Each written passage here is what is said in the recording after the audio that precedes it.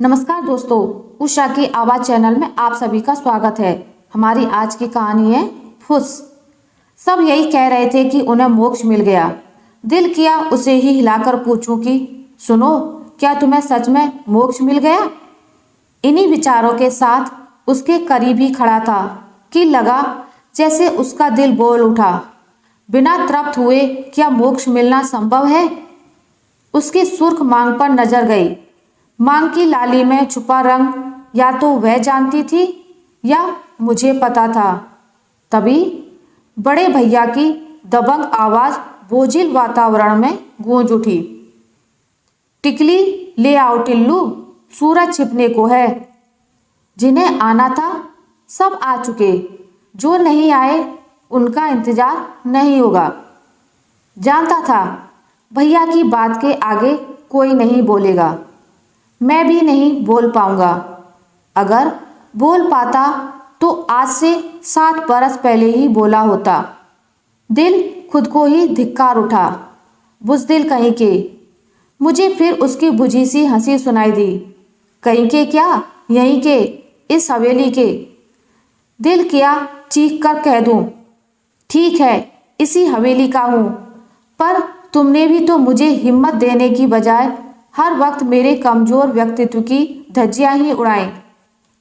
भैया फिर से आवाज लगाते उससे पहले ही मैं टिकली बांधने में लग गया। मेरे हाथ कांप रहे थे, जैसे उस रोज कांपे थे जब उसने मेरी कमर में अपना हाथ डालकर मेरा हाथ अपनी कमर पर कसते हुए कहा था, जीवन का असल अर्थ सीखना है तो शर्म छोड़नी पड़ेगी। मेरे करीब भी आना पड़ेगा। खुद को उसकी गिरफ्त से दूर करते हुए मैंने कहा था, नहीं सीखना है। क्यों, हो गई फुस, कमजोर इंसान? हाँ। मेरे हाँ कहते ही भैया वहां आ गए थे और पूछ बैठे थे, क्या हुआ जो इतनी जोर से हाँ की आवाज निकाल रहे हो? कुछ नहीं भैया। बात को वहीं छोड़कर मैं वहां से हट गया। पता था कि भैया ऊपर आ गए हैं तो अब कहीं नहीं जाने वाले। उनके बंद कमरे की आहट मेरा चोर दिल दूर से ही ले लेता था, बल्कि आंख बंद करके वह सब देख लेता था जिसे सोचकर मेरा हृदय सुलग उठता था। तभी किसी ने मुझे टोका, टिल्लू भैया, नीचे से रस्सी खींच कर बांधो, नहीं तो टिकली खुल जाएगी। बीते वक्त से मैं बिना शोर किए बाहर आ गया, लेकिन उससे आज भी मेरी खामोशी से उतनी ही कोफ्त थी जितनी उस वक्त थी जब अम्मा उसे हरिद्वार से लेकर आई थी। अम्मा को संगीत का अच्छा ज्ञान था, किंतु बाबूजी ने उन्हें कभी गाने नहीं दिया। अम्मा के बप्पा ही उनके गुरु भी थे। हरिद्वार में हमारे नाना का बहुत सम्मान था। नाना को अपने आखिरी सांस तक यह बात खटकती रही कि उनकी बिटिया की जान संगीत में बसती थी, लेकिन हवेली जाकर बिटिया की आत्मा मर गई, बस शरीर ही रह गया। हीरे पन्ने के आभूषण से सजी अम्मा को देखकर वे कह उठते थे, बिटिया, तुमने अपना असली आभूषण हवेली में रख दिया। अम्मा की मुस्कुराहट में छुपा बाबूजी के विरोध का रहस्य नाना कभी नहीं जान पाए। बाबूजी के बाद जब अम्मा मायके की देहरी लांघने बुलाई गई, तब उस बार अम्मा ने नाना के साथ मिलकर खूब मेघ मल्हार गाया था। उसी वक्त जो जलजल आया था जिसने जिंदगी को मसल कर रख दिया। अम्मा के मायके में सब खत्म हो गया था। वहीं पर अम्मा को बिंदिया मिली थी। अम्मा उसे घर ले आई थी। बिंदिया बहुत अच्छा गाती थी। अम्मा ने उसे घर में पूरा सम्मान दिया, साथ ही साथ उसे संगीत सीखने की आज़ादी भी दी। वे खुद ही उसकी गुरु बनी और उसके बिगड़े सुर को लयबद्ध किया। हालांकि उसके बदले में उन्होंने उससे बहुत बड़ी कुर्बानी ले ली थी। बिंदिया मुझे पहले दिन से ही अच्छी लगने लगी थी। उसकी काजल लगी बड़ी आंखें और संगीत के साथ झूमता बदन मेरे दिल के हर ताल को झंझना जाता था। यह सब मैंने कभी भी किसी को नहीं बताया। मेरे स्वभाव में ही नहीं था कि मैं अपने दिल की बात किसी को कह सकूं, किंतु न जाने कैसे उसने मेरे दिल की सुन ली और हवेली की सबसे ऊंची अटारी पर मुझे बुलाकर कहा, अम्मा से तुम बात करो तिलक कुमार जी, या उनसे मैं तुम्हें मांग लूं।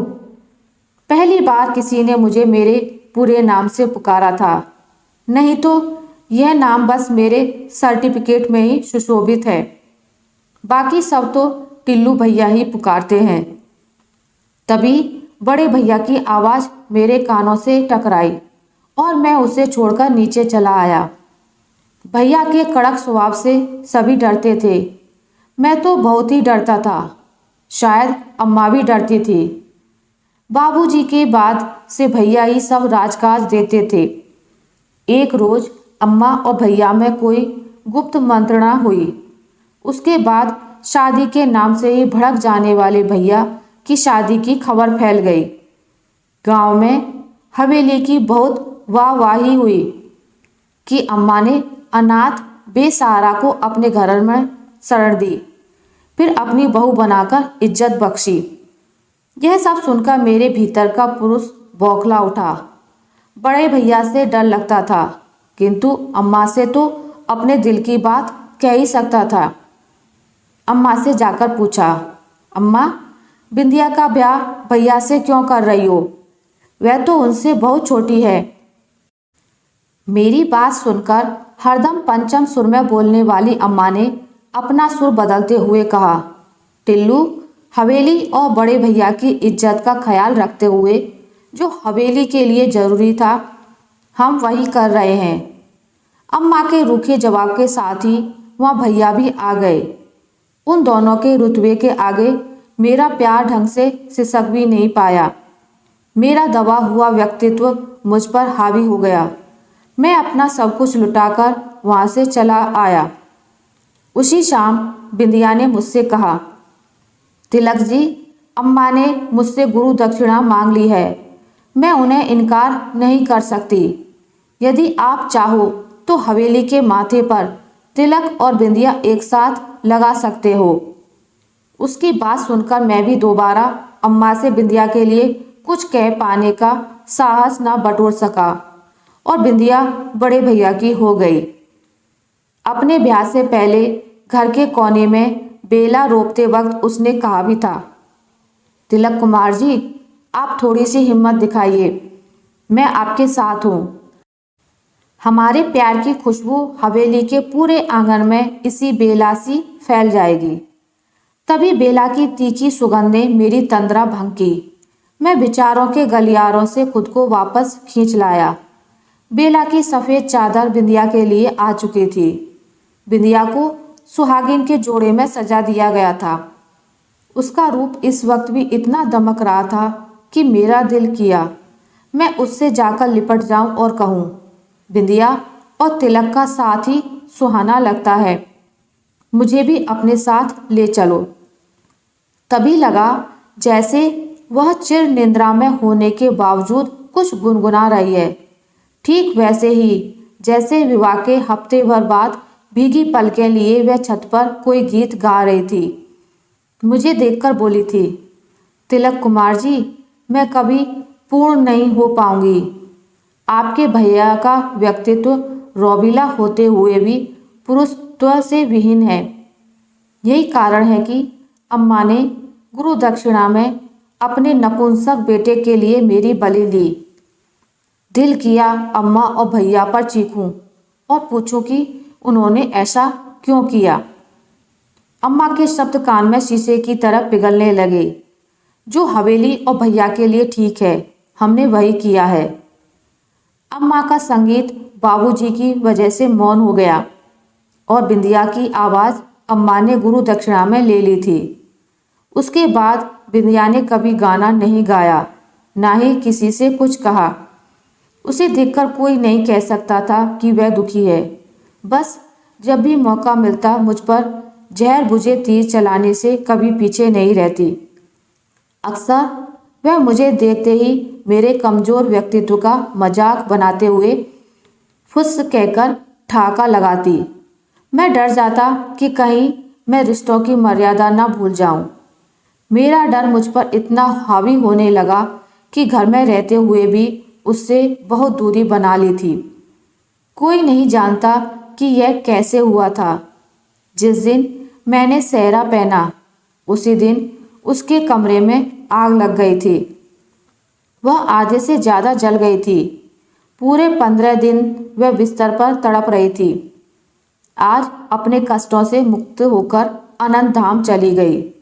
लोग कह रहे थे बहुत भाग्यवान है, पति के कंधे पर विदा हो रही है, निश्चित ही मोक्ष मिलेगा। उठावनी के वक्त भैया के साथ जैसे ही मैंने कंधा लगाया मुझे लगा वह कह रही है फुस। आशा करती हूँ आपको मेरी आज की कहानी अच्छी लगी होगी। अगर आपको मेरी ये कहानी अच्छी लगी है तो इसे लाइक करें, ज़्यादा से ज़्यादा शेयर करें और अगर आप मेरे चैनल पर नए हैं तो इसे सब्सक्राइब करना ना भूलें। मिलते हैं एक नई कहानी के साथ, तब तक के लिए नमस्कार।